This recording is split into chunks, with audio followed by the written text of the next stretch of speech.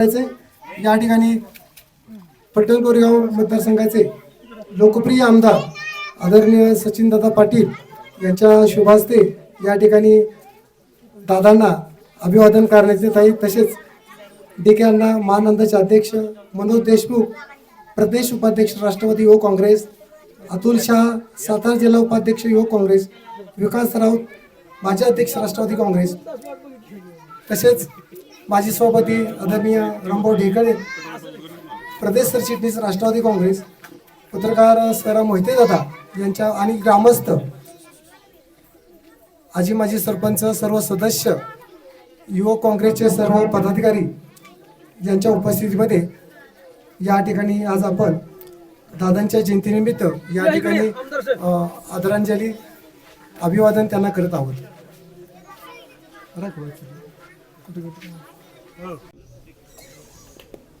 जे काय सांगितले त्यांच्या काय उणिवा त्यांना जे वाटत होते त्यांनी ते बोलून दाखवल्यात, मनमोकळेपणाने ते बोललेले आहेत। नक्कीच याचा विचार होईलच, आमदार साहेब येतील, आपण त्यांच्याशी बोलून कसा मार्ग निघेल त्याचे आपण प्रयत्न करूया। यानंतर तुमच्यातलीच एक विद्यार्थिनी जी खेळामध्ये उत्कृष्ट खेळती, ती उत्कृष्ट खेळपटू अक्षदा ढेकळे हिला विनंती करतो तिने मार्गदर्शन करावं तुम्हाला।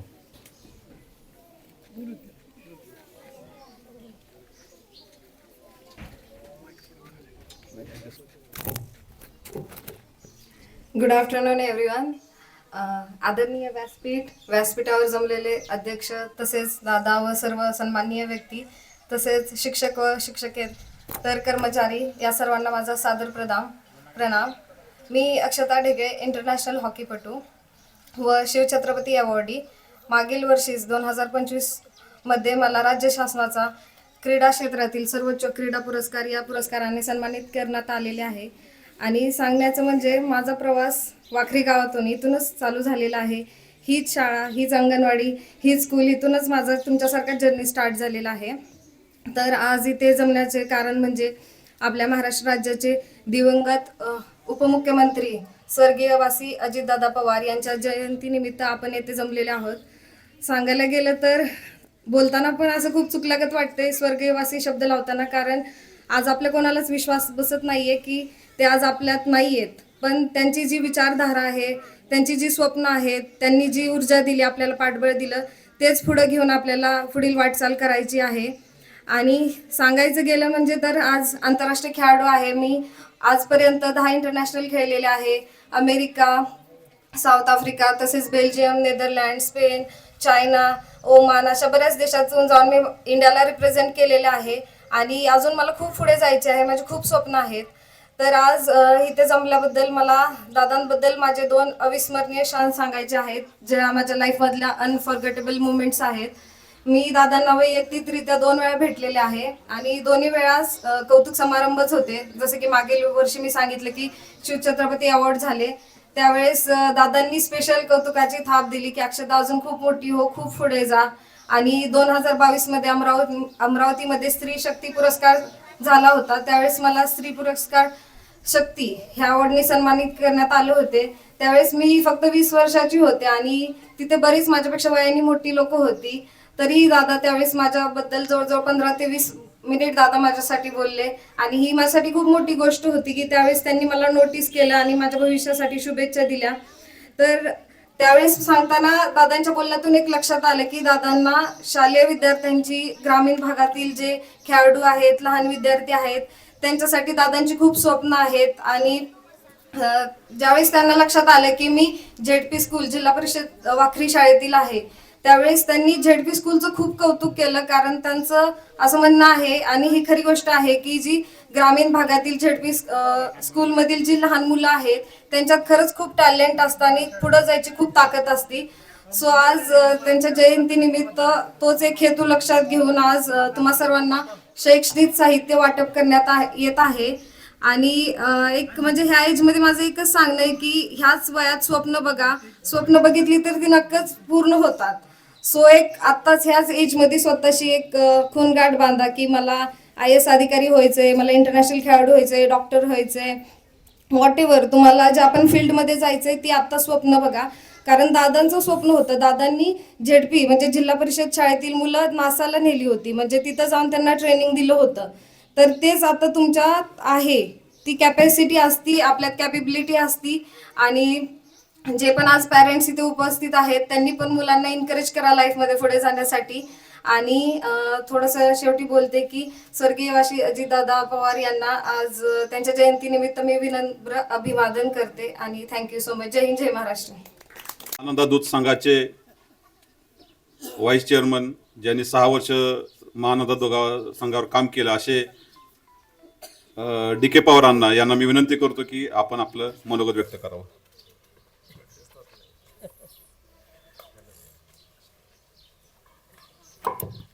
या ठिकाणी वाखरीमध्ये शाळेतल्या मुलांना वह्यांचा कार्यक्रम वाटपाचा घेतला. आमचे मित्र महाराष्ट्र प्रदेश राष्ट्रवादीचे चिटणीस रामभाऊ ढेकळे, या ठिकाणी सातारा जिल्हा राष्ट्रवादीचे उपाध्यक्ष आमचे दुसरे सहकारी देशमुख साहेब, आमचे दुसरे आत्ता ज्यांनी आपलं मनोगत व्यक्त केलं ते आमचे अतुल शेठ, ज्यांनी आत्ता भाषण केलं ते आमचे राष्ट्रवादीचे विकास राऊत, आणि मला पत्रकार मोहिते सर तुमचं पण खूप आवडलं. या ठिकाणी गावातली माई सरपंच सगळेच आहेत, परंतु मोहिते सर तुम्ही तुमच्या आयुष्यातला एक किस्सा सांगितला दादांच्या संदर्भातला, मला खूप आवडला. कारण शेवटी आपण नोकरी करत असताना आपल्या आयुष्यामध्ये एखादा प्रसंग असा असतो की खूप त्रास होत असतो आणि कोणीतरी त्यातनं सोडवावं लागतं, आणि त्या दृष्टीनं तुम्हाला दादांनी मार्ग दिला. जरी पवारसाहेब महाराष्ट्राचे मुख्यमंत्री होते तरी परंतु तिथलं कामकाज दादा बघत होते. फार जुनी गोष्ट आहे. पवारसाहेब मुख्यमंत्री होते आणि आम्ही भेटायला जायचो, दादा बाहेर बसले असायचे, पण दादा बऱ्यापैकी काम करत होते, दादा दिशा देत होते. आणि मला मुद्दामून सांगितलं पाहिजे, दादांची आज जयंती आहे तर दादा गेलेत असं कुणालाच वाटत नाही. कालच 22 तारीख मुख्यमंत्र्यांचा पण वाढदिवस होता, परंतु अजितदादासारखा एक झंझावत आणि एक परिश्रम घेणारा, सतत लोकांसाठी काम करणारा नेता होणं अवघड आहे. कारण आपल्याला वाटतं एवढं सोपं नाही. मगाशी कुणीतरी उल्लेख केला, पहाटे उठायचं, कामाला लागायचं, दिवसभर काम करायचं, सतत लोकांसाठी काम करायचं, लोकांसाठी वाहून घेणारा, लोकांसाठी वेळ देणारा आणि परफेक्ट दिशेने जाणारा. मला मुद्दामून आता देशमुख साहेबांनी विचारलं की तुमचा दादांचे जवळचे संबंध होते, नेमका आम्हाला काहीतरी सांगा. तर मी मुद्दामून रामभाऊ त्यांना एक किस्सा सांगत होतो, पण मला सांगता तर राहून गेला. आता सगळ्यांना सांगून टाकतो. कारण महानसारख्या शिक्षण संस्थेवर 6.5-7 वर्ष व्हाईस चेअरमन होतो आणि पुन्हा निवडणूक झाली, मी पुन्हा विरोध झालो. आणि तिथं असं होतं की दादांचा आदेश मान्य करायचा, जो काय देतील ते दादा. मला आठवतंय 2016 साली भाजप सरकार म्हणून त्यांना अध्यक्षपद दिलं. एकनाथ खडसेंच्या मंडळीला मी उपाध्यक्ष झालो, मी त्यांना मागितलं नव्हतं. परत दादांनी पाठे शपथ घेतली भाजपमध्ये, तर पवारसाहेबांनी माघारी बोलावलं, काँग्रेस राष्ट्रवादी सरकार आलं. परत दादांनी त्या मंडळीला मला सांगितलं राजीनामा द्यायला सांगा, दिला. परत रणजित देशमुख बाळासाहेब थोरात जावई अध्यक्ष झाले. थोडंसं मलाही बदलायला सांगितलं, पण संचालकाचे रेट्यामुळे मी राहिलो. पण मला किस्सा काय सांगायचा की नेमकं ते काय बघतात. तेव्हा तिसऱ्यांदा इलेक्शन झाली आणि मी त्या माझा फॉर्म संचालकाने भांडून भरायला लावला. महिला संचालक आघाडीवर होत्या आणि दादांना ते आवडत नव्हतं, पण नाईलाजाने मी फॉर्म भरला आणि दादांच्या आदेशानंतर माझा फॉर्म काढला. तरी पण दादा माझ्यावर चिडले होते, DKनी फॉर्मच का भरला.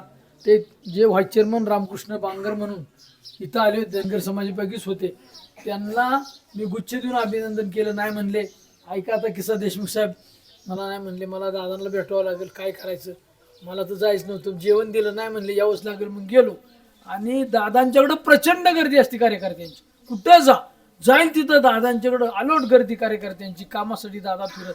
आणि दादांनी त्यांना बघितलं, बांगर साहेबांना मोठ्याने ओरडले, पळत आले आणि अभिनंदन 3 वेळा म्हणले. पण ते बांगर साहेब म्हणले, नाही माझं करायचं नाही गर्दीत.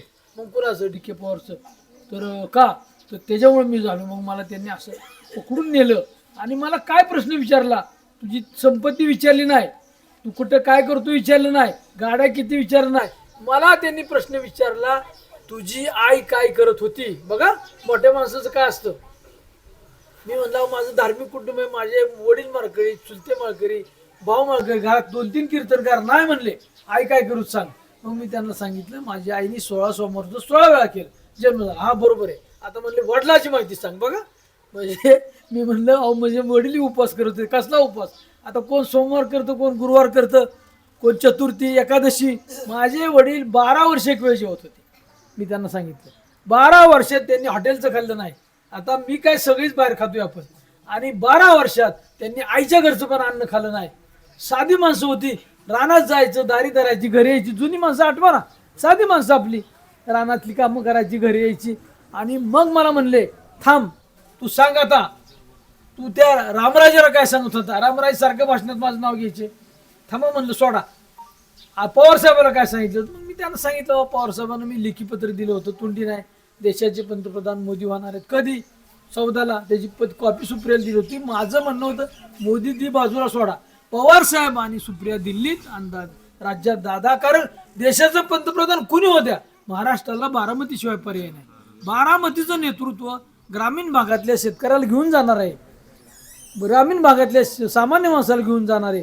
आणि मग मला म्हणले पुढचं सांग. म्हणलं मोदी 24पर्यंत पंतप्रधान, त्याच्या पुढचं का काळजी करताय? उठले आणि उपमुख्यमंत्री झाले. मला म्हणायचं एवढंच की दादांची सुद्धा भूमिका होती, आपल्याकडे बघण्याचा दृष्टिकोन होता की त्या कुटुंबात काय मोठं कर्तृत्व केलं असं नाही, त्या कुटुंबाला वळण कसं आहे, त्या कुटुंबात धार्मिकता आहे का, त्यांच्याकडे सांगितलेलं खरं होईल का. मला म्हणायचं की एवढा मोठा माणूस सुद्धा अशा पद्धतीनं, देशमुख साहेब मी तुम्हाला ऐकवलं, आता मला गुपचूप सांगण्याची ओपनच सांगून टाकलं. दादाकडे एक वेगळी गुणवत्ता होती, दादाकडे एक वेगळं मेरिट होतं. आणि म्हणून दादासारखा माणूस दीर्घकाळ टिकला. आता अपघातामध्ये त्यांचा मृत्यू झाला, ते काय आयुष्य कोणाच्या हातात नाही.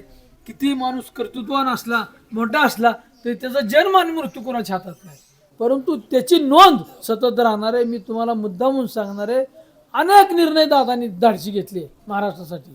जसं पवार साहेबांनी दिल्लीत 74,000 कोटी शेतकऱ्यांचे माफ केले, तसं अनेक गोष्टी निर्णय घेतल्या. राज्यातला सहकार टिकला पाहिजे, सहकारी संस्था टिकला पाहिजे, शेतकरी जगला पाहिजे. विकास सोसायटी असतील, दूध संघ असतील, जिल्हा बँका असतील, साखर संघ असतील, साखर कारखाने असतील, वेगवेगळ्या पद्धतीने जी जी मदत करता येईल ती दादा करत होते. त्यांचा भूमिका ग्रामीण भागासाठी होती आणि आजही बारामती तीच भूमिका आहे. ठीक आहे, आता राजकारणामध्ये सुनीत्रा त्यांच्यावर जबाबदारी आली, परंतु त्या माणसाचं कौतुक करेल एवढं थोडे. आम्ही राष्ट्रवादीच्या वतीने देशमुख साहेब निर्णय घेतले, बरेच कार्यक्रम केले. आमच्या अतुल शहानी सुद्धा फलटणमध्ये कार्यक्रम घेतले. आता रामभाऊ येतो, मी तिकडं वृक्षारोपणाचा कार्यक्रम घेतला. मला म्हणायचं एवढंच की आता अजून बरेच कार्यक्रम आहेत की थोडंसं काय होतं, माणसं म्हणतात चला आता गेला माणूस काय राहिलं नाही, असं नसतं हो. आपण उगीच चुकीचं वागून चालत नाही. त्याची आपल्याला कुठेतरी नोंद ठेवली पाहिजे, त्याच्या कामाची नोंद ठेवली पाहिजे आणि त्यांना पुढे घेऊन गेलं पाहिजे. आणि मी एवढंच सांगतो भविष्यासाठी की काही असू द्या, देशाचं पंतप्रधान कुणी होत्या, पण महाराष्ट्राला बारामतीशिवाय पर्याय नाही. बारामती महाराष्ट्राला पुढे घेऊन जाणारे आहे. म्हणून रामभाऊ ढेकळेने आम्ही निर्णय घेतला, आपण राष्ट्रवादी बरोबरच राहायचं. राष्ट्रवादीचं काय व्हायचं आपलं होईल, सारखं कुठंतरी सत्ता मिळते म्हणून कुठं जाण्याचा अर्थ नाही. आणि त्या दृष्टीनं रामभाऊ ढेकळेला म्हणलं आपण आक्रमकपणे काम, नमस्कार, अरे बाबर, आक्रमकपणे काम करत राहू.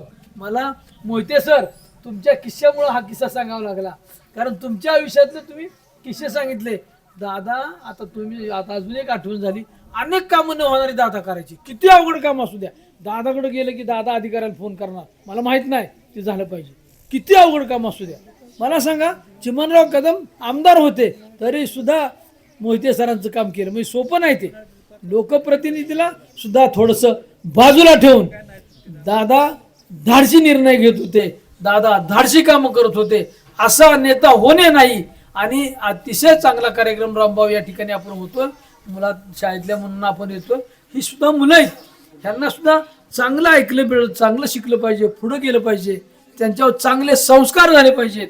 मी मुलांना एवढंच सांगणार आहे, अरे बाबांनो, सकाळी उठल्यानंतर आपल्या आईवडिलांच्या पाया पडत जा, देवाच्या पाया पडत जा. तुम्हाला घडवणारी ती आहेत. चुकीच्या दिशेने आपण जायचं नाही, अभ्यास करायचा, आपण पुढं जायचं, आपल्या आईवडिलांचं स्मरण ठेवायचं, आपल्या गावात कोण चांगली काम करत असेल त्यांची नोंद ठेवायची, देवाचं नोंद ठेवायची. मी या ठिकाणी सगळ्यांना एवढंच सांगणार आहे की या ठिकाणी एक चांगल्या प्रकारचा कार्यक्रम घेतला. मला वाटतं देशमुख साहेब आपण कार्यक्रम उरकत जाऊ, तुम्ही पण बोलत जा, कारण आमचे आमदार साहेब बिजी आहेत. त्यांना किती वेळ मिळेल मला माहीत नाही, पळत पळत येतील नाही येतील, परंतु एक चांगला कार्यक्रम आपण रामभाऊ या ठिकाणी घेतला. मी तुमचं मनापासून आभार मानतो आणि माझं मनोगत संपवतो. जय हिंद, जय महाराष्ट्र. असणारे आपल्या सर्वांचे लाडके आमदार आदरणीय सचिन पटेल साहेब या ठिकाणी उपस्थित राहिले. त्यांच्या शुभ हस्ते या ठिकाणी आपण विद्यार्थ्यांना वह्यांचं वाटप करणार आहे. ते उपस्थित झाले त्याबद्दल वाकरी ग्रामस्थ आणि राष्ट्रवादी काँग्रेस पक्षाच्या वतीनं या ठिकाणी त्यांचं हार्दिक स्वागत करण्यात येत आहे. मी आदरणीय रामभाऊ ढेकळे माजी सभापती यांना विनंती करतो की आपण आपल्या शुभ हस्ते आदरणीय सचिनदादा पाटील आमदार साहेब यांचं स्वागत करावं.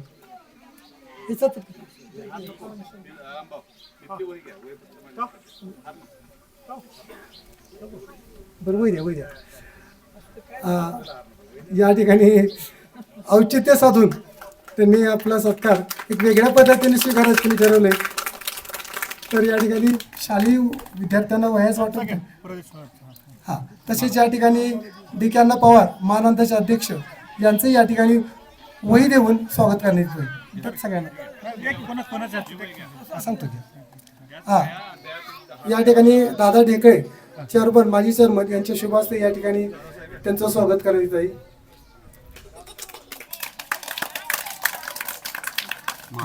तसेच मनोज देशमुख प्रदेश उपाध्यक्ष महाराष्ट्र राष्ट्रवादी युवक काँग्रेस यांचंही या ठिकाणी स्वागत. जगन्नाथ जाधव माजी सरपंच यांना विनंती करतो की आपण त्यांचं स्वागत करायचं.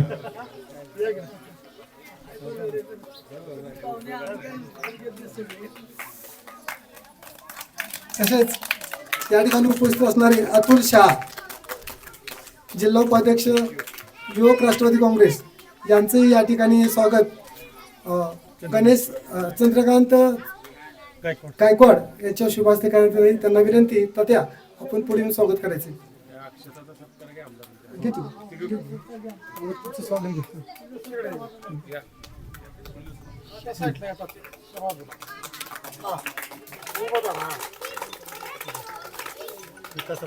तसेच विकास राऊत माजी अध्यक्ष राष्ट्रवादी काँग्रेस यांचं स्वागत आदरणीय धायगुडे डॉक्टर यांच्या हस्ते शुभ हस्ते होत आहे. त्यांनी करावं त्यांना विनंती करतो.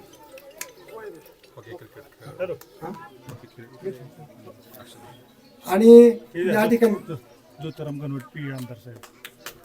तसेच आमदार साहेबांचे पी ए गणवट साहेब यांचं या ठिकाणी स्वागत करण्यात येत आहे. दिगंबर जाधव यांना विनंती आपण त्यांना ज्योतिराम गणवट संतोष जागेवर नेऊन द्या. आणि आपल्या गावची कन्या आणि जगामध्ये आपल्या वाखरीचं एका छोट्या गावचं नाव उज्ज्वल करणारी आमच्या वाखरीची सुकन्या अक्षता ढेकळे आंतरराष्ट्रीय हॉकीपटू हिचा या ठिकाणी सत्कार आदरणीय आमदार सचिनजी पटेल साहेब यांच्या शुभ हस्ते करण्यात यावा असं मी त्यांना विनंती करतो. अक्षता ये पण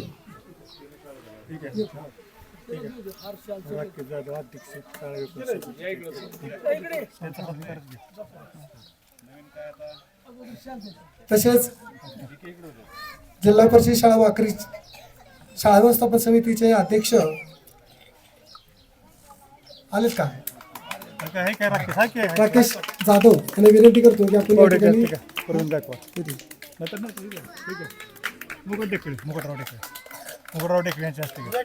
मुकुटराव ढेकळे यांच्या हस्ते त्या ठिकाणी स्वागत करायचं. आमदार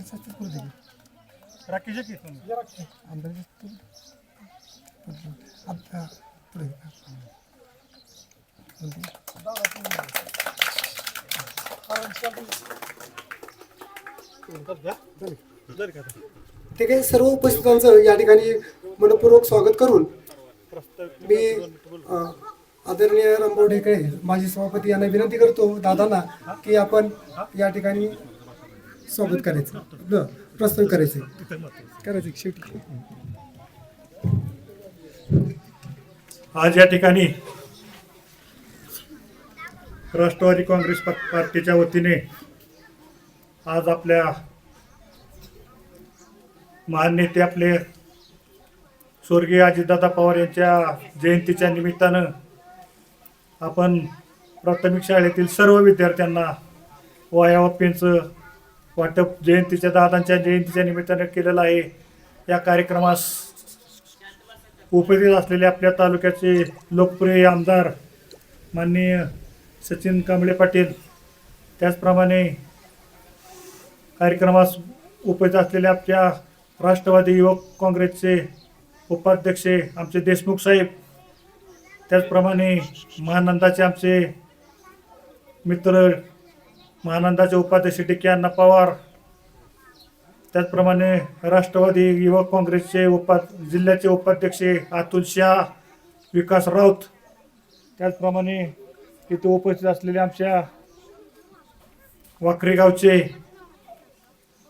माजी सरपंच जगन्नाथ जाधव, प्रवीण गायकवाड, दत्तात्रय गायकवाड, त्याचप्रमाणे माजी चेअरमन दादासाहेब ढेकळे, शाळा व्यवस्थापन समितीचे अध्यक्ष राकेश जाधव, आमचे सरा मोहिते पत्रकार, त्याचप्रमाणे कुंभार गुरुजी, बाकी सर्व आमचे प्रमुख, आमचे वाखरी गावातील सर्व प्रमुख आजी माजी पदाधिकारी आणि शाळेतील मुख्याध्यापक, त्यांचे सर्व शिक्षक स्टाफ आणि सर्व विद्यार्थी, आज आपण अजितदादाच्या जयंतीच्या निमित्तानं हा जो उपक्रम केलेला आहे हे एवढंच फक्त कारण त्याचं एवढंच आहे की फक्त अजितदादासारखा धाडसी नेतृत्व आपल्या राज्याला मिळालेलं होतं. त्यांची अख्ख्या राज्यावर एवढी मोठी छाप होते की त्यांची काम करण्याची धडाडी, चिकाटी, असा माणूस व्यक्ती आज आपल्यातून विमान अपघातात त्यांचा मृत्यू झाला.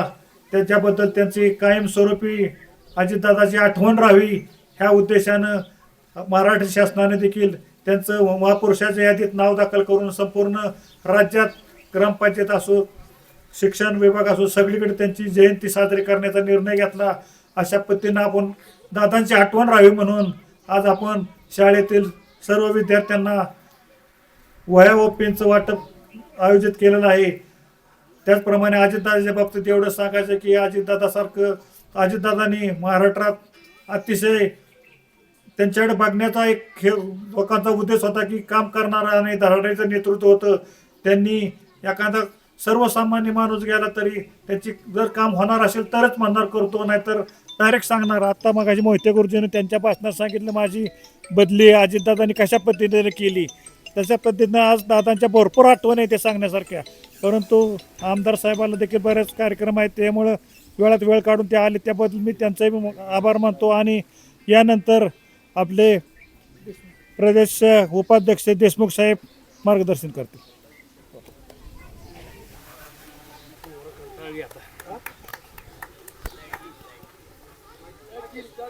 कंटाळा आलो ना, माईक माईक आहे की नाही, माईक माईक माईक नाही, लाईट गेली.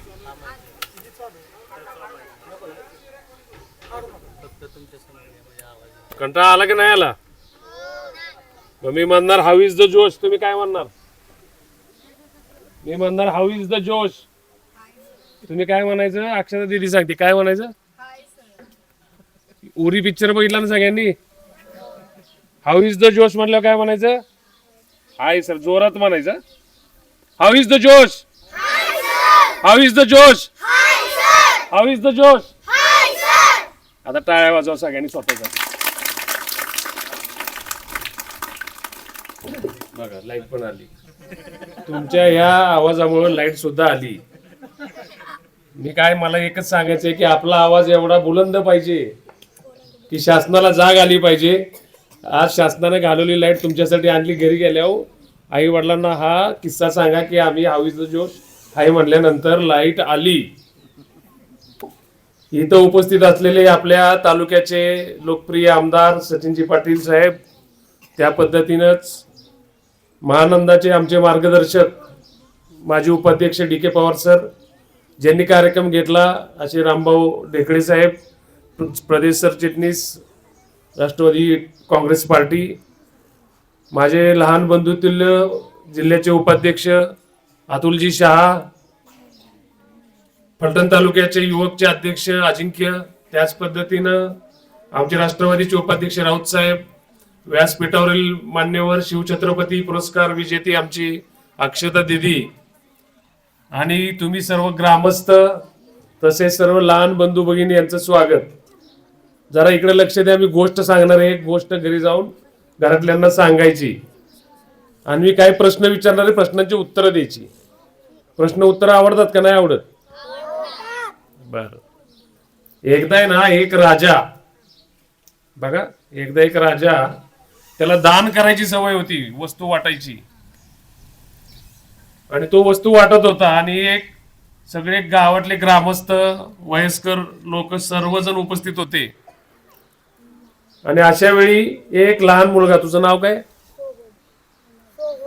सोहम. जरा जोरात. सोहम नाव आहे त्याचं. सोहम त्या लाईन मध्ये उभा होता. ते राजे प्रत्येकाला काही ना काहीतरी देत होते, आमदार साहेब.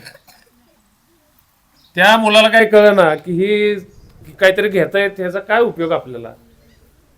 मग तिथं गेल्यावर सोहम जरा बावचळला. राजे म्हणले, अरे काय झालं, तू का असा बावचळला कायस? अहो म्हणला, तुम्ही काय देताय मला काही कळना. अरे म्हणले, मी सोने चांदी देतोय. त्याचं म्हणलं, मी काय करू? महाराजांना पण प्रश्न पडला, आता आपण काय घ्यायला, आता काय बोलायचं.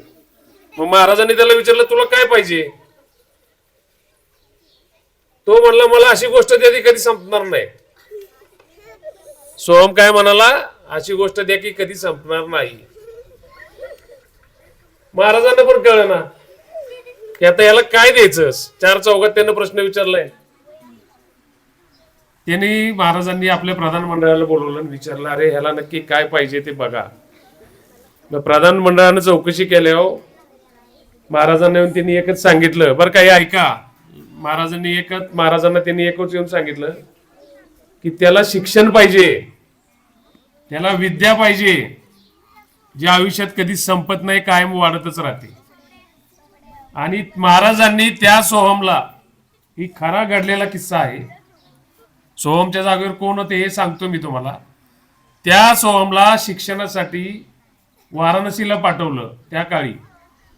आणि तोच सोहम तेव्हाचा प्रसिद्ध न्यायमूर्ती बनून माघारी आला. त्या न्यायमूर्तीचं आज सुद्धा उदाहरण दिलं जातं. कुणाला नाव माहितीये इथं? न्यायमूर्ती रामशास्त्री प्रभुणे हे त्यांचं नाव. आणि ज्या महाराजांनी पाठवले ते थोरले माधवराव पेशवे. हा खरोखर झालेला किस्सा आहे आपल्या ह्याच्यातला. आणि त्यांनी विद्येचं ज्ञान मागितलं आणि माधवराव पेशव्यांनी विद्येचं ज्ञान दिलं. काय आम्ही सांगितलं पाहिजे की जेणेकरून तुम्हाला कडून चांगल्या गोष्टी घडल्या पाहिजेत. माणूस जगतो कसा या प्रश्नाचं उत्तर द्या मला. 2 मिनिटात संपवणार आहे मी. कसा जगतो सोहम, तू उत्तर दे. कशाने? जेवणाने. अजून? पाणी पिल्याने. बरोबर. अजून? निवारा. अजून? सोहम इकडे जरा 2 मिनिटं. तू आता सापडला तावडीत माझ्या. तू इकडे, तुझं नाव काय? सर्वज्ञ. इकडे. जेवण, पाणी आणि निवारा. अजून कशाने जगतो माणूस? हा बरोबर उत्तर आहे. जा आता, तुझं नाक दाबणार होतो मी. ऑक्सिजनने जगतो माणूस. बरोबर. ऑक्सिजन नसेल तर माणूस मरतो. किती वेळ ऑक्सिजन नसेल तर माणूस मरतो? आता ह्याचं नाक दाबा आणि 5 वाजता त्याचं नाक खोला. हा जगेल का? म्हणजे आपण ऑक्सिजन घेतला नाही तर आपण मरणार. मग हे ऑक्सिजन देतं कोण आपल्याला? झाड. कोण देतं? कोण देतं? कोण? मग असं जे ऑक्सिजन आपल्याला झाड देतं, त्या झाडाची काळजी कोणी घ्यायची? आपण म्हणजे कोणी? मी म्हणायचं. मी. आता सोहम, आज अजितदादांच्या जयंतीच्या अभिवादनानिमित्त आपण सगळ्यांनी एक संकल्प करायचा आहे. सगळ्यांनी आम्ही सुद्धा ऑक्सिजनमुळे आपण जगतो, ऑक्सिजनमुळे सगळेच जगतात. मग पुण्याचं काम थोडं तरी करू. आपण प्रत्येकानं स्वतःच्या नावचं एक झाड लावायचं घरी गेल्यावर. बरोबर म्हणू नको. शिक्षकांकडनं माहिती घेणार. घरी गेल्यावर एक झाड लावायचं. सोहम, कोणतंही झाड तुझ्या आवडीचं घे, ते लावून त्याला तुझं नाव द्यायचं. हे सोहमचं झाड, हे सर्वज्ञचं झाड. दीदी तुझं नाव काय? हे सईचं झाड. आणि हे झाड वाढवायची जबाबदारी कोणाची? कशासाठी झाड वाढवायचं? म्हणजे माझं ऑक्सिजन कोणाची जबाबदारी? माझी जबाबदारी. माझं ऑक्सिजन, माझं ऑक्सिजन, माझं ऑक्सिजन. हा उपक्रम आम्ही अजितदादांच्या जयंतीनिमित्त खटाव पंचायत समितीमध्ये सुरू केला. आमच्या खटाव तालुक्यातील जवळजवळ 12,000 विद्यार्थी झाडं लावत आहेत. कोणाचं सोहमचं झाड आहे, कोणाचं सर्वज्ञचं झाड आहे, कोणाचं सईचं झाड आहे. आम्ही दर 3 महिन्याला त्या झाडाचा अभ्यास करणार. 3 महिने, 6 महिने, 9 महिने आणि 1 वर्षानंतर ज्याचं झाड सगळ्यात चांगलं वाढलंय त्याला बक्षीस दिलं जाणार. ज्यांनी ज्यांनी झाडं वाढवली त्याला सर्टिफिकेट दिलं जाणार. बक्षिसाची जबाबदारी आपले आमदार, लोकप्रिय आमदार ते घेतील या तालुक्यात. DK अण्णा आहेत, रामभाऊ आहेत, आमची युवक संघटना आहे जी तुम्हाला प्रत्येकाला सर्टिफिकेट देईल. आम्ही खटाव तालुक्यात पंचायत समितीतर्फे सगळ्यांना सर्टिफिकेट देणार आहोत. फक्त दुष्काळावर चर्चा करण्यापेक्षा दुष्काळ जाण्यासाठी आता ही लहान मुलांची पिढी पुढे येणार. बरोबर ना? माझं ऑक्सिजन, माझं ऑक्सिजन. हे घरी जाऊन सगळ्यांना सांगायचं. दुसऱ्यांना ऑक्सिजन द्यायची गरज फक्त कोविड मध्येच लागली होती. आपल्याला आता आपलं ऑक्सिजन निर्माण करायचंय. माझं ऑक्सिजन, माझी जबाबदारी. ही योजना तुम्ही फलटण तालुक्यात राबवावी ही मी इथं नम्र विनंती करतो. आज वाकरी गावात सगळ्या मुलांनी संकल्प घेतला ना का नाही घेतला? काय काम करणार तुम्ही? झाड घेणार, लावणार. झाडाला कोणाचं नाव देणार? स्वतःचं नाव देणार. आणि वर्षभरानं मी परत तुम्हाला बक्षीस द्यायला इथंच येणार. तर हा उपक्रम आपण सगळ्यांसाठी करतोय. तुमच्या आईवडिलांनी तुमच्यासाठी केलं पाहिजे असं काही नाही. तुम्ही आईवडिलांना ऑक्सिजन मिळण्यासाठी झाडं वाढवायचा हा उपक्रम आपण आणूयात. आज आपण अजितदादांच्या जयंतीनिमित्त सर्वजण एवढे 2 तास शांतपणे बसलात त्याबद्दल तुमचे धन्यवाद. तुमच्याकडे समोर अक्षता दिदी सारखी दिदी आहे जी किती देश फिरलीस तू अक्षता? उभं राहा. 10 इंटरनॅशनल झाले. 10 देश फिरून आली ती. इथं 4थी पर्यंत होती, 3री पर्यंत. म्हणजे ती तुमच्यातलीच एक आहे ना का नाहीये? तुम्हाला 10 देश फिरायचेत का? तर तिच्यासारखं आपल्याला काहीतरी कर्तृत्व करायला लागेल. या वर्षी आपण झाडं लावायचे ठरवले, झाडं लावू. तिच्याकडून तिला एक दिवस वेगळं सेपरेट बोलवा. ती हॉकी या खेळामध्ये प्रावीण्य मिळवलंय. आम्हाला महाराष्ट्र राज्याला तिचा अभिमान आहे. चकदे पिक्चर किती जणांनी बघितलंय? हा, मग ती चकदेमध्येच आहे बघा. परत एकदा बघा आणि अशा पद्धतीचं कर्तृत्व करा. आज तुम्ही शांतपणे मला ऐकून घेतलं त्याबद्दल धन्यवाद. आणि रामभाऊ ढेकेंनी जो कार्यक्रम घेतला, युवक संघटनेने जो कार्यक्रम घेतलाय त्याबद्दल निश्चितच ह्या मुलांना फायदा होईल एवढं बोलून मी थांबतो. धन्यवाद.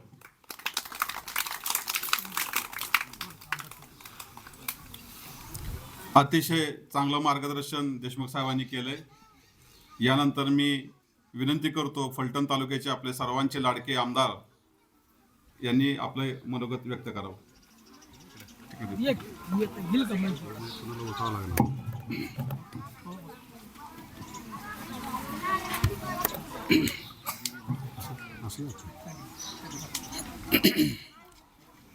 आज आपण आपल्या महाराष्ट्राचे लोकनेते स्वर्गीय अजितदादा पवार साहेब यांची जयंती साजरी करतो. आणि या जयंतीनिमित्त माझ्या वाकरी गावामध्ये आमचे राष्ट्रवादी पार्टीचे नेते रामभाऊजी ढेकळे साहेब आत्ताच ज्यांनी आपल्याला सगळ्यांना मार्गदर्शन केलं, छान मार्गदर्शन केलं, असे आमचे देशमुख साहेब, त्याचबरोबर आमच्या युवकचा अजिंक्य, आमच्या तालुक्याचे ज्येष्ठ नेते आमचे DK अण्णा पवार साहेब, विकासजी राऊत साहेब, आमचे मोहिते सर, आमचे वाखरीचे सोसायटीचे माजी चेअरमन ढेकळे साहेब, सर्वच उपस्थित वाखरी गावचे मान्यवर आणि समोर बसलेले माझे बालगोपाळ, आत्ताच आपण देशमुख साहेबांनी जे मार्गदर्शन केलं की आपला ऑक्सिजन आपण तयार केला पाहिजे, झाडं लागण केली पाहिजे, झाडं लावली पाहिजे, झाडं वाढवली पाहिजे. तर हा उपक्रम अतिशय देशमुख साहेब आपण खटाव तालुक्यामध्ये राबवताय. 12,000 विद्यार्थ्यांना तुम्ही मार्गदर्शन करून चांगल्या पद्धतीचं काम या दादांच्या जयंतीनिमित्त आपण करतोय. आणि तसंच मी माझ्या मतदारसंघामध्ये माझं BDOशी आत्ताच बोलणं झालं, तर मी माझ्या मतदारसंघामध्ये सगळ्या जिल्हा परिषदेच्या शाळेंना झाडं आणि झाडं लावणं आणि झाडं वाढवणं हाच उपक्रम आपण तो वर्षभर करतो. आत्ता आपण जयंतीपासून तर सुरू करतोच, पण हा वर्षभर कार्यक्रम सातत्यानं राबवून तालुक्यामध्ये प्रत्येक घरामध्ये, प्रत्येक घरातल्या प्रत्येक युवकाच्या, माझ्या विद्यार्थ्यांच्या नावचं एक झाड निश्चितपणाने याही तालुक्यात चांगल्या पद्धतीने लागेल. त्याहीपेक्षा जास्त आपण तरुण वर्गांनाही बरोबर घेतोय. प्रत्येकाने झाडे, निसर्गाचा जर समतोल राखायचा असेल तर झाडाशिवाय पर्याय नाही. आत्ता जर आपण वातावरणातले जे बदल बघतोय ते केवळ झाडं नसल्यामुळे आपल्याला हा बदल जाणवतोय. आणि त्याच्यामुळे सर्वच शेतकऱ्यावरती त्याचा परिणाम होतोय, युवकांवरती परिणाम होतोय. शेतकऱ्यांना व्यवस्थित वेळच्या वेळेला पाऊस पडत नाही. त्याच्या असंख्य अनेक संकटाला सामोरं जावं लागतंय. आणि म्हणून आपण झाड हे जपलंच पाहिजे, झाड वाढवलंच पाहिजे, तरच आपला निसर्गाचा समतोल राहील आणि आपला समतोल व्यवस्थित राहील.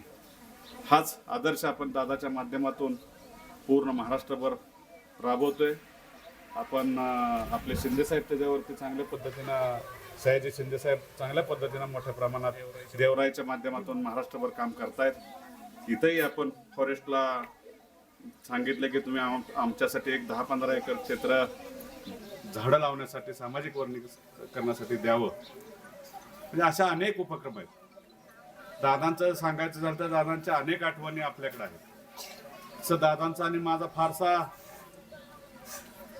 जास्त काळ दादांच्या बरोबर माझा नव्हता, कारण याच्यापूर्वी मी वेगळ्या पक्षामध्ये, पार्टीमध्ये काम करत होतो. पण ज्या दिवसापासून दादांच्या संपर्कात आलो, त्या 18 महिन्याच्या काळामध्ये बऱ्याच वेळा दादांच्या बरोबर फिरलो, बसलो, उठलो, बैठका घेतल्या, कामाच्या संदर्भात चर्चा केल्या. पण या पश्चिम महाराष्ट्राचं एक नाक असणारं नेतृत्व, कर्तृत्व संपन्न असणारं नेतृत्व हे परत कधी महाराष्ट्राला आता मिळणार नाही. कारण दादांची जयंती साजरी करणं हा आमच्यासाठी खरंच दुःखाचा हा काळ आहे. कारण दादांचा विकासाचा जो झपाटा होता, काम करण्याची जी पद्धत होती ती अतिशय चांगली आणि कुशल होती. कारण दादांनी फलटण तालुक्यामध्ये येऊन एक शब्द दिला होता की ST स्टँड आपल्याला मंजूर करायचा आहे, बरोबर आहे. तर दादांनी त्याच्यावरती पत्र घेऊन, त्याच्यावरती फॉलोअप घेऊन 16 कोटी रुपये आपल्याला देण्याचं सांगितलं होतं, मंजूर केलं होतं. पण दादांच्या जाण्यानं त्या गोष्टीला आता आपल्याला सामोरं जावं लागणार आहे. आपण वेगळ्या पद्धतीनं ते काम करणार आहे. पण दादांचा जो शब्द होता, दादांचा जो वादा होता, तो दादा नेहमी पाळायचे. सांगायचं एकच आहे की दादा केलेला वादा कधी विसरत नव्हते, दिलेला शब्द कधी विसरत नव्हते. एखादं छोटं काम असू द्या, मोठं काम असू द्या, विकासाचं काम असू द्या, पाण्याचं काम असू द्या, ज्या कामासाठी दादांनी शब्द दिला ते काम सत्यात उतरवण्यासाठी दादांनी प्रयत्न केला. ही दादांची खरी ओळख महाराष्ट्राला आहे. अशा अनेक उदाहरणं आहेत.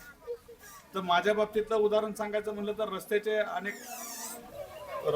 रस्त्यासाठी लागणारे निधी असतील, त्याची विचारपूस करणं. कुळता रस्ता चांगला झाला पाहिजे. बारामती फलटण रस्त्याचं काम चालू होतं, बरेच वर्ष ते रखडलेलं होतं. त्याच्यावरती पेपरमध्ये बातमी आली. आम्ही असंच यशवंतराव चव्हाण साहेबांची जयंती होती, त्यानिमित्त आम्ही कराडला निघालो होतो आणि आम्ही कोल्हापूरला उतरलो, तिथून कराडला आलो. आणि विमानामध्ये पेपर वाचत असताना पेपरमध्ये त्या बारामतीच्या रोडची बातमी आली आणि कुणीतरी तक्रार केली होती. तर लगेच त्या सेकंदाला त्यांनी मला तिथं विमानात जवळ घेतलं. अरे सचिन म्हटली, तक्रार कशाबद्दल आली, काय झाले, तिथं जा, उद्या तिथं जा, त्या कॉन्ट्रॅक्टरला बोलव, त्या अधिकाऱ्यांना बोलव, रस्त्याचा काय प्रॉब्लेम आहे समजून घे आणि मला तिथून लगेच फोन कर. म्हणजे एवढा बारकावा दुसरा नेता कुणी करत नव्हता. रस्त्याला खराब रस्ता झाला असेल, एखादी चीर पडली असेल एखादं गुन्ह्यात बांधकाम झालं नसेल, दादा फिरता फिरता शाळेतून फिरत असली, रस्त्याचं कट्ट्याचं काम चालू असेल, रोडच्या शाळेतल्या बारगजीचं काम चालू असेल आणि एखादा दगड तिरका बसला असेल तर तो दादांच्या लक्षात येत होता. म्हणजे एवढी बारकी नजर दादांची प्रत्येक कामावरती होती. विकास काम करत असताना आपण आता हल्ली बघतोय कशा पद्धतीनं काम चालू असतं, पण ते न करता, विकासाच्या बाबतीत कुठलीही तडजोड न करता, कॉन्ट्रॅक्टरशी कुठलीही तडजोड न करता, काम ॲक्युरेट आणि चांगलं कसं झालं पाहिजे, ते काम लॉंग लाईफ टिकलं कसं पाहिजे, ह्याच्यासाठी खऱ्या अर्थानं दादांची तळमळ होती. आणि तो विचार आपण आता घेऊन पुढे चाललं पाहिजे. दादांची जयंती साजरी करत असताना दादांचा वेळेचा काटेकोरपणा आता खरं मी माझ्यापासून सुरुवात केली पाहिजे. वेळेवर जाणं, वेळेवर बोलणं, वेळेवर पोचणं, आपल्याकडून ज्या चुका होतात त्या निश्चितपणानं सुधारणा करून घेऊन आपण त्यालाही त्या पद्धतीनं आपण सुधारणा केली पाहिजे. माझ्यापासून सुरुवात केली पाहिजे. खरं तर मी सकाळपासून दादाने एवढं सकाळपासून मी काम करू शकत नाही, करत नाही. दादा होते, दादांची बरोबरी आपण करू शकत नाही, पण दादांच्या सारखं वागण्याचा प्रयत्न निश्चितपणानं आपण नक्की या निमित्तानं करू. आज रामभाऊंच्या वाकरीमध्ये येऊनच सतत रामभाऊ तुम्हाला शब्द देतो की कामाच्या बाबतीत, विकास कामाच्या बाबतीत, काम चांगलं करण्याच्या बाबतीत निश्चितपणानं दादांचा आदर्श आपण पुढे घेऊन जाणार, यात कुठेही तीळ मात्र शंका राहणार नाही. आणि त्याच पद्धतीनं तालुक्यामध्ये असेल, महाराष्ट्रामध्ये असेल, विकास काम शेतकऱ्यांसाठी आमच्या दादांच्या माध्यमातून कर्जमाफी झाली. आपलं सरकार कर्जमाफी, शेतकऱ्यांच्या पाठीशी उभं राहणारं सरकार. अनेक योजना दादांच्या माध्यमातून आपल्याला लाडकी बहिणीसारखी योजना आपल्याला दादा असताना सुरू झाली. अनेक विकास कामं, अनेक योजना, शेतकऱ्यांचं लाईट बिल असेल, 7.5 HP पर्यंत मोफत लाईट बिल असेल, ST महिलांना अर्ध तिकीट असेल, अशा परत 60 वर्ष 70 वर्षाच्या पुढे गेलं तर वयोवृद्धांना मोफत ST पास असेल, बांधकाम कामगारांसाठी अनेक योजना असतील, शाळेसाठी सवलत असेल, अशा असंख्य योजना आहे आपल्या सरकारने आणि दादांच्या माध्यमातून या सगळ्या योजना आता आपल्या चालू आहेत आणि ह्या अखंड अशाच चालू राहणार आहेत. त्यामुळं जो दादांचा आदर्श आहे, दादांचा कामाचा झपाटा आहे, कामाचं मार्गदर्शन आहे, त्या पद्धतीनंच आपल्या सुनेत्रा वहिनी सुद्धा चांगल्या पद्धतीनं आता महाराष्ट्रामध्ये काम करतायत, फिरतायत. एवढा दुःखाचा डोंगर त्यांच्यावर असताना सुद्धा ते चांगल्या पद्धतीनं महाराष्ट्रामध्ये फिरण्याचं काम, महाराष्ट्र जुळवण्याचं काम चांगल्या पद्धतीनं त्यांचं खाली काम चालू आहे आणि त्यांच्याही मार्गदर्शनाखाली आम्ही काम करतोय, शासनाच्या माध्यमाखाली आम्ही काम करतोय. आणि असंच हीच खऱ्या आज आपण वह्या वाटपाच्या निमित्तानं आपण तरुणांना वही वाटप करतोय. रामभाऊ चांगला उपक्रम आपण या वाखरी गावामध्ये राबवलात. माझ्या लहान गोरगरीब मुलांना, विद्यार्थ्यांना आपण मोफत वही दिली, शिक्षणाचं दालन खुलं करून दिलं, शिक्षणासाठी आपण प्रोत्साहन देण्याचं काम केलं. त्याबद्दल रामभाऊ तुमचंही मी मनापासून या फलटण तालुक्याचा प्रतिनिधी म्हणून, राष्ट्रवादी काँग्रेस पार्टीचा प्रतिनिधी म्हणून मी आभार मानतो. आणि या कार्यक्रमाला आपण आलो, सर्वजण आलात, चांगल्या पद्धतीनं मार्गदर्शन केलं, त्याबद्दल मी सर्वांचा आभारी आहे. आणि माझ्या बाळगोपाळांची मी मनापासून माफी मागतो की मला यायला थोडा वेळ लागला, कारण माझ्याही पुढं तिथं कामं भरपूर होती. प्रत्येक गावातून, तालुक्यातून लोक तिथं माझ्या ऑफिसला आले होते आणि प्रत्येक जणाचं काम मार्गाला लावणं हे माझं पहिलं कर्तव्य मी समजतो. त्याच पद्धतीनं ते काम केलं आणि पटदिशेने इथं पोचलो आणि थोडा तुम्हाला बसावं लागलं, त्याबद्दल मी तुमची पुन्हा एकदा माफी मागतो आणि माझे 2 शब्द थांबवतो. जय हिंद, जय महाराष्ट्र.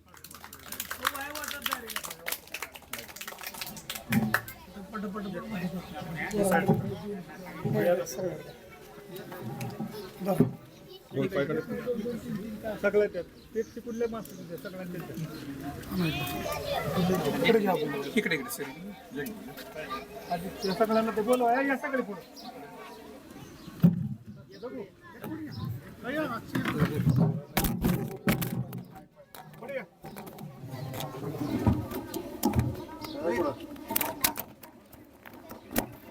एक पुढे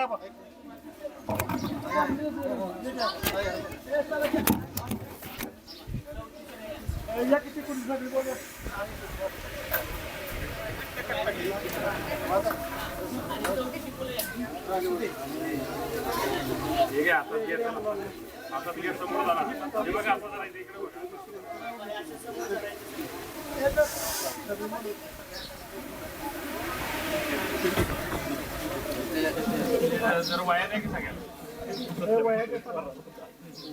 अभिषेक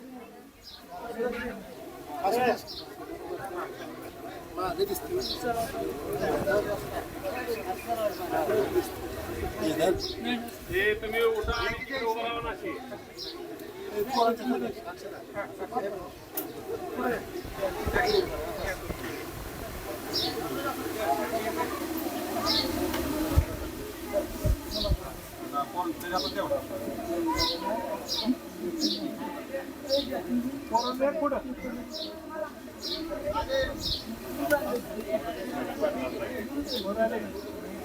आणि किती आहे खाली बसले तुम्ही? या की नाही? पुढे ठीक आहे पुढं पुढे एकदा एक मिनिट.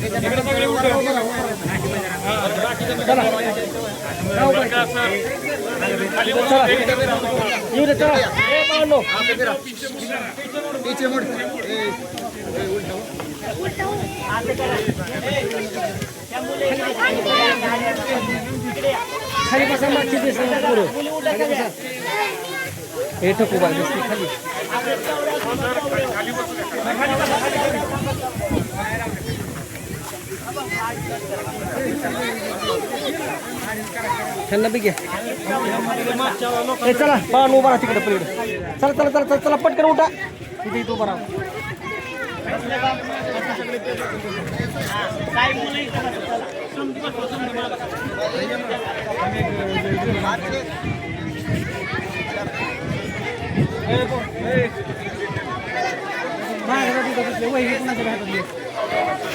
तिकट पडून घ्या परत नंतर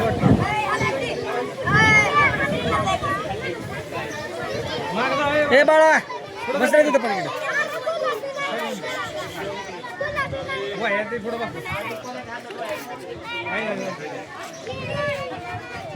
गट्ट पडून देतात पूर्ण. चला या इकडे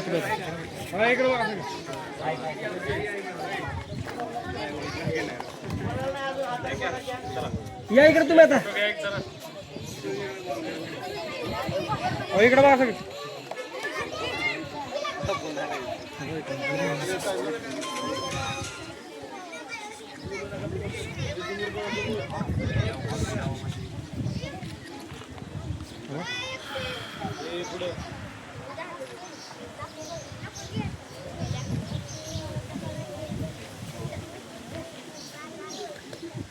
हे मुलांना घोषणा द्यायची आता आपल्याला.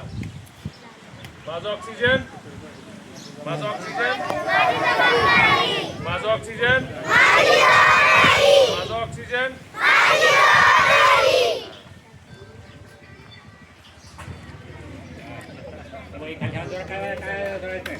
काय